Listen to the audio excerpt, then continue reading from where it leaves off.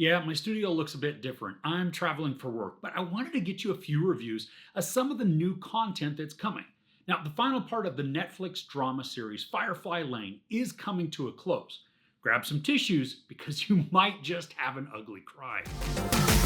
Kate and Tully aren't speaking after the accident endangers Marah's life, but when Kate finds out she has cancer, Tully isn't around to talk it through.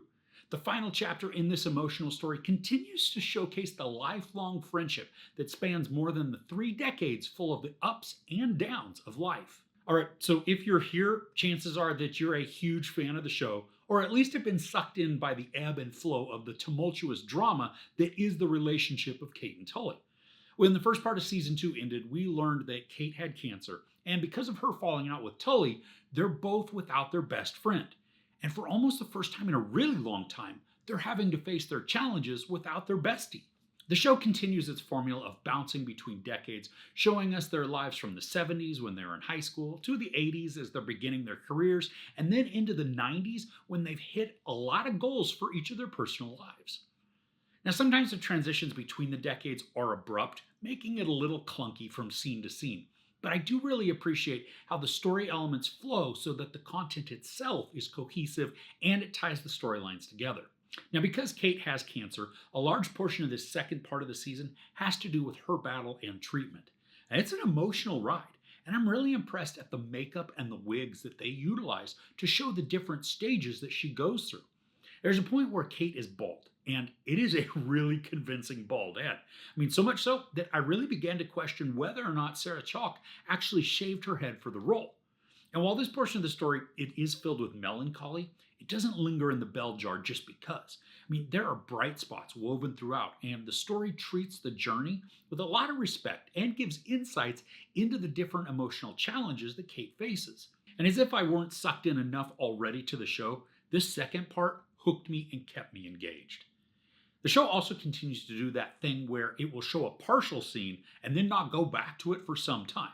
Like, there's this one where we see Tully getting ready in a dress and Johnny standing in a tux. I mean, there are so many possibilities for the outcome of this scene, but it wasn't addressed until like 2 episodes later. This is a very frustrating storytelling device, but one that also makes the show aggravatingly captivating. The final 8 episodes are each around 50-ish minutes, but the final episode clocks in at over an hour. And as I'm sure you've already been preparing, the show's a tearjerker. There's also a lot of emotional bravado, but it's not anything different that we've seen in all the other episodes. You know, our characters, they lash out at each other either out of frustration or hurt with very expressive motions and outbursts. And then they usually come back together and patch things up. And I like that some of the dialogue from both Kate and Tully's moms address some of this, giving insight and clarity on why the girls behave the way they do and what it means on different levels. The dialogue, it comes about naturally, and it doesn't feel like it's trying to explain something to the audience or give us extra context, even though that's exactly what it's doing. Interwoven with the drama and the sadness, there are genuine moments of happiness and laughter. It's comforting to watch this relationship over the course of like 30 to 40 years as they navigate all the stages of life, making mistakes along the way, and also celebrating a ton of milestones. The show does a wonderful job of keeping the characters grounded. They never dive so heavily into the drama so that it becomes soapy or melodramatic. Instead, they feel real and relatable. And yeah, they are very emotional, but the story demands it. Whether they're dealing with illness, pregnancy, new or old relationships, or even grief. The performances keep in line with how real people would react in the situations, rather than blowing them out of proportion for dramatic purposes. The show also tackles some issues that may not seem like a huge deal, but could really resonate with audiences. Take, for example, when Kate and Johnny have Marah.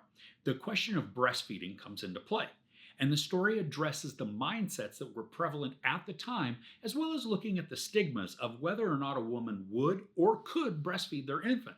And the show didn't get preachy in this area, but it did take a small moment to bring it to light, and I really liked the way that the discussion was handled. The same goes for grief and counseling, especially when Kate has cancer and is working through her emotions with the therapist. The discussions are poignant, and they dive into some very real issues, showcasing tools and ideas on how to address and cope with certain situations. Now, the show doesn't give all of life's answers or wrap things up so that everybody can feel great about having cancer. It just doesn't sugarcoat the discussion, nor does it pretend that all will be fine if you just talk out your feelings in an hour-long therapy session. I love this series, and it's not even a guilty pleasure. I mean, the characters, they're rich and complicated with very large flaws at times, but they're also not static. So even though we may watch them make huge mistakes, they have the capacity for change. And the storyline, it's not afraid to allow these changes to progress slowly over the course of several episodes, creating more of a real and relatable feeling rather than a storybook fantasy change where the character is confronted with an issue and poof, all's well immediately. Now, the final part was an emotional roller coaster, and I really did get choked up and I cried. I mean, the story's sad, but in that sadness, there's also some hope and joy that's captured.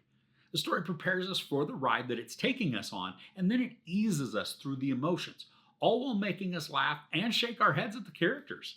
This is a very satisfying conclusion to the story of Kate and Tully, the Firefly Lane girls. While there's a lot of sadness that's included in this final part, we're rewarded with wonderful conversations and relatable character arcs, taking us along a lifetime of friendship filled with laugh, love, and losses. There's some sex and nudity, a lot of profanity, and not really any violence. I give the final part of Firefly Lane 4.5 out of 5 couches. So who's your favorite background character? Now, I love both Moon and Mutt, but I'd love to hear yours in the comments below. If you enjoyed this review, please give it a like. Also, don't forget to share and subscribe. I'm Chris. This is Movies and Munchies. Thanks for couching with me.